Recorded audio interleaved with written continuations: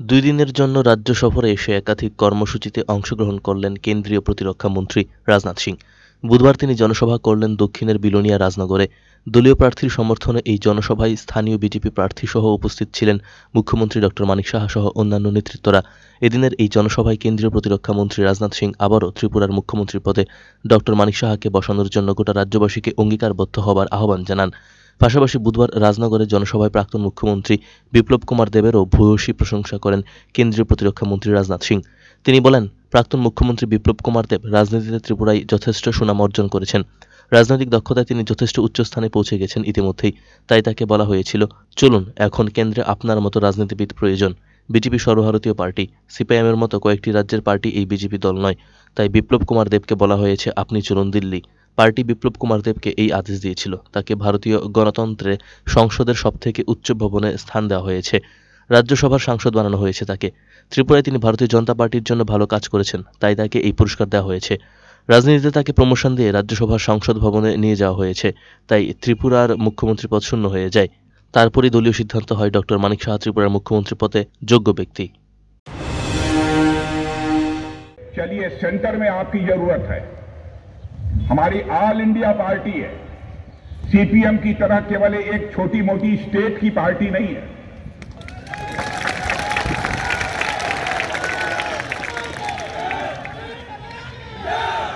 विप्लव दास को हम लोगों ने कहा चलिए दिल्ली।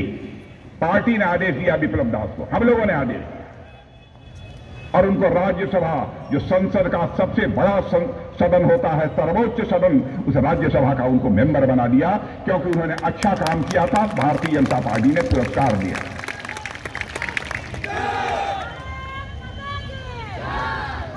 फिर हम लोग ढूंढने लगे भाई विप्लव दास को यदि हम वहां ले जा रहे हैं, उनका प्रमोशन कर रहे हैं, तो हम यहां का मुख्यमंत्री किसको बनाएं? हम लोग ढूंढने लगे तो हम लोगों की नजर जिस पर जाकर टिकी वो डॉक्टर मानिक साहा थे, जिनके ऊपर नजर जाकर टिकी। और हम लोगों ने कहा, सोचा, एक बहुत ही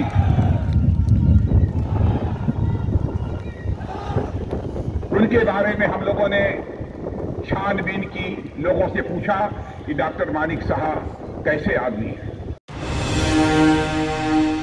রাজনাথ সিং আরও বলেন, কংগ্রেস এবং সিপিএম সরকারকে ত্রিপুরার মানুষ দেখেছে। বিচ্ছিন্নতাবাদ, উগ্রবাদ আর আতঙ্কবাদ তখন ত্রিপুরায় তাণ্ডব চালাচ্ছিল।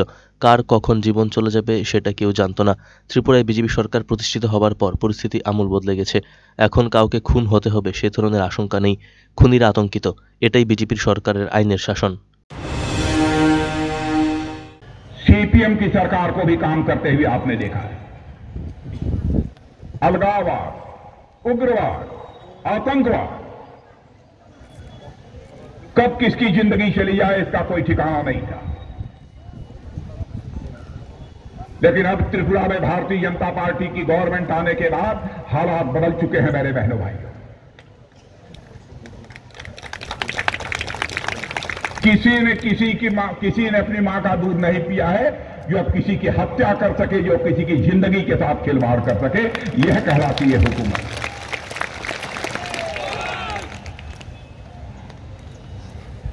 यदि अब किसी को कोई परेशान करने की कोशिश करेगा। আতঙ্কবাদ প্রসঙ্গে রাজনাথ সিং বলেন, ভারত পাকিস্তান সীমান্ত এলাকায় বাইরে থেকে আতঙ্কবাদীরা এসে বহু জওয়ানদের হত্যা করে পালিয়ে গিয়েছিল। সেই সময় ভারতের প্রধানমন্ত্রী নরেন্দ্র মোদীর কয়েকজন নেতৃত্বকে ডেকে 10 মিনিটের মধ্যে সিদ্ধান্ত নেন সার্জিক্যাল স্ট্রাইকের। আর সিদ্ধান্তেই সীমান্তের ওপারে গিয়ে সফলভাবে আতঙ্কবাদীদের সাফাই করার কাজে সফলতা লাভ করে ভারতীয় জওয়ানরা। भारत की सीमा में वहां के आतंकवादियों ने आकर हमारे सेना के जवानों की छिपकर मौत के घाट उतार दिया, उनकी हत्या कर दी, वो शहीद हो गए। उसके बाद हमारे प्रधानमंत्री ने हम 2-3 लोगों को बुलाकर 10 मिनट के अंदर फैसला कर दिया। 10 मिनट के अंदर फैसला कर दिया। उसके बाद हमारे सेना के जवान इस पार नहीं बल्कि उस पार जाकर आतंकवादियों का सफाया करने में पूरी तरह से कामयाब रहे।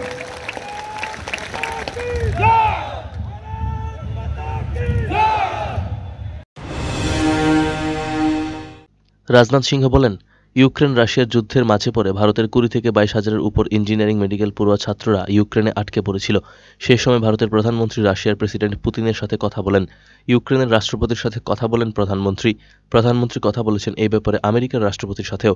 এই 3 রাষ্ট্রপতির সাথে কথা বলার পরেই 4.5 ঘন্টার জন্য ইউক্রেন রাশিয়ার যুদ্ধ বন্ধ হয়ে যায়, আর তখনই ভারতের পড়ুয়াদের ইউক্রেনের বিপজ্জনক এলাকাগুলো থেকে নিয়ে চলে আসা হয়েছে।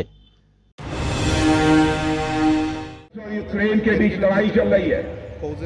यूक्रेन पर जब बमबारी हो रही थी, हमारे यहाँ के भारत के रहने वाले लड़के मेडिकल की शिक्षा के लिए, इंजीनियरिंग की पढ़ाई करने के लिए यूक्रेन में थे। लाखों बच्चे, 20-22 हजार बच्चे, वो सभी उनके माता पिता कह रहे थे यूक्रेन देश पर बम गिर रहा है, हमारे बच्चे को ले आओ। किसी की हिम्मत नहीं हो रही थी जाए, लेकिन हमारे प्रधानमंत्री ने रूस के राष्ट्रपति पुतिन से भी बात कर ली, यूक्रेन के राष्ट्रपति जेलेंस्की से भी बात कर ली, अमेरिका के राष्ट्रपति मिस्टर बाइडेन से भी बात कर ली। 4.5 घंटे के लिए युद्ध रुक गया और सारे भारतवासी बच्चों को लेकर हम लोग वापस आए।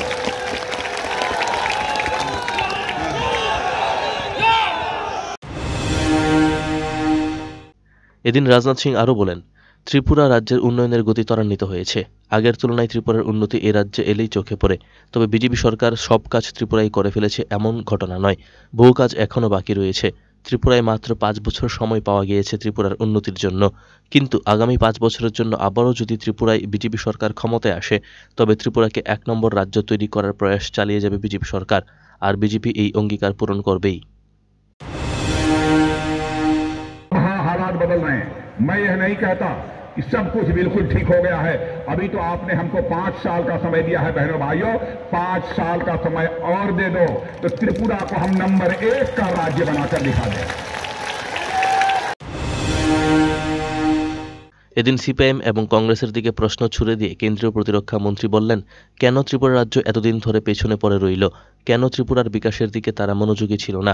তাদের অসফলতার জন্যই ত্রিপুরা রাজ্যের 2018 সালে ক্ষমতায় আসার পর প্রকৃতপক্ষে ত্রিপুরার উন্নয়ন শুরু হয়। এখন ত্রিপুরা রাজ্যে অনেকটাই বদলে গেছে। রাজনাথ সিং আরও বলেন, একজন জনজাতি সমাজের মহিলাকে প্রধানমন্ত্রী রাষ্ট্রপতি বানিয়েছেন, কিন্তু কংগ্রেস এবং সিপিআইএম দ্রৌপদী মুর্মুর রাষ্ট্রপতি হওয়ার বিরুদ্ধে ভোট দিয়েছে। জনজাতিদের কল্যাণ যদি কেউ করতে পারে, তা একমাত্র ভারতীয় জনতা পার্টির পক্ষেই সেটা করা সম্ভব। ত্রিপুরায় তার নিদর্শন রেখেছে বিজেপি সরকার, তাই 21,000 কোটি টাকা থেকে এডিসি এলাকার জন্য বাজেট বাড়িয়ে বর্তমান সরকার সেটা করেছে 88,000 কোটি টাকা। আগামী দিন ক্ষমতায় এসে ত্রিপুরার জনজাতিদের জন্য আরও বিভিন্ন ধরনের প্রকল্প নিয়ে আসার পরিকল্পনা রয়েছে সরকারের, এমনটাই জানালেন রাজনাথ সিং। भारत में, इस देश ने आदिवासी समाज की हमारी एक बहन को देश का राष्ट्रपति बना दिया है, इतने बड़े ओहदे पर पहुंचा दिया।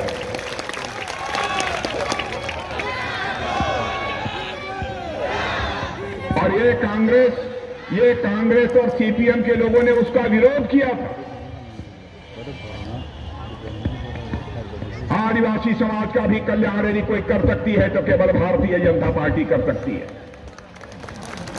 एकलव्य मिशन के अंतर्गत कई कार्यक्रम चलाए जा रहे हैं और मैं आपको जानकारी देना चाहता हूं मेरे बहनों भाइयों, कैसे पहले यहां पर आदिवासियों के कल्याण के लिए केवल 18,000 रुपए, ट्राइबल वेलफेयर के लिए 18,000, 21,000 करोड़ का 2014 तक जो बजट होता था, उसको बढ़ाकर हम लोगों ने 88,000 कर दिया है।